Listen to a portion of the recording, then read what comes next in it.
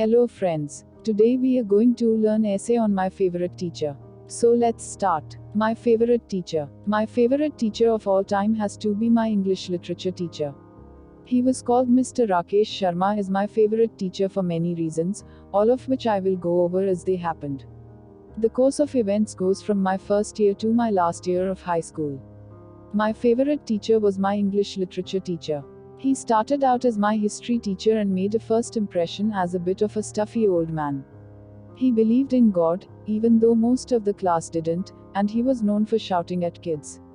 He was also oddly loved by the older students, and nobody in the first year knew why as we sat in class before him. He started a lesson by telling us the world is flat. He said he could prove it and encouraged the class to quiz him on it. We spent the whole lesson arguing fiercely that the world was round, but every answer, reason or evidence we gave to him was thrown back with a plausible theory. He explained why we do not fall off of the end of the earth, and gave even more convincing reasons as to why a compass points north and south. As the bell went and we were all about to leave, he said to us, that is the reception Copernicus got when he tried to explain that the earth was not the center of the universe. Udharan Chinh. He vanished and we were told he had a triple heart bypass. The support he got from the students was legendary. Shortly before he came back, our English teacher, who was also a fantastic man, died of leukemia. Mr. Rakesh was a great man and treated his students with the same respect he gave adults. Mr. Rakesh Sharma came back and started to teach English instead of history. He was still the principal's second in command, but had decided to change to history. The man who now taught history was a spotty young man who could not handle the class. Veteran teachers had trouble controlling the classes, so having this man teach history was like throwing a lamb to the wolves.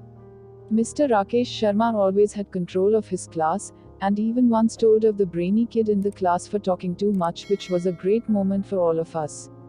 Mr. Rakesh Sharma stopped teaching history and started teaching English. It was weird seeing him in a new setting, but the class structure and respect level stayed the same. He did not even look ill after having the surgery, although he probably had a lot of time to recover. It gets harder to remember these days. This was a classic line that he gave as he burst out of his English class. The hallways were always a riot as kids moved from one class to another. He was used to being locked in the dungeon that was the history department. The English class was next to the main hallway. He burst out of his classroom into the crowded hallway and yelled, "Who the hell is making all of this noise?" A young first-year student who had only been there a week said, "You are." Of which teachers give your last year's tests to look at so you can see what it's going to be on the exams. They have you do mock tests and they point out the important stuff you need to remember. Mr. Rakesh Sharma gave quality advice that nobody else ever said. For example, he said to use the phrase, "of which" in a sentence, as it demonstrates a higher level of English that will get you into the higher grade margins. Most kids are bullied in school, and I was called names and picked on all the time.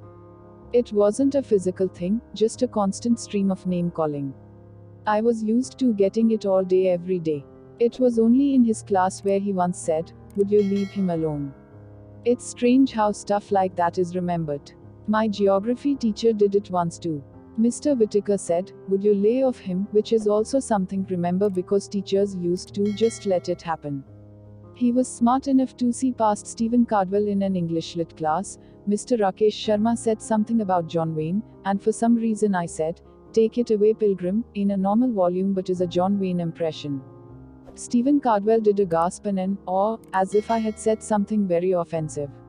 Usually, this made the teacher holler at whoever spoke with the assumption that Stephen's reaction was warranted. Mr. Rakesh Sharma didn't fall for it. He just asked what said and said no more about it.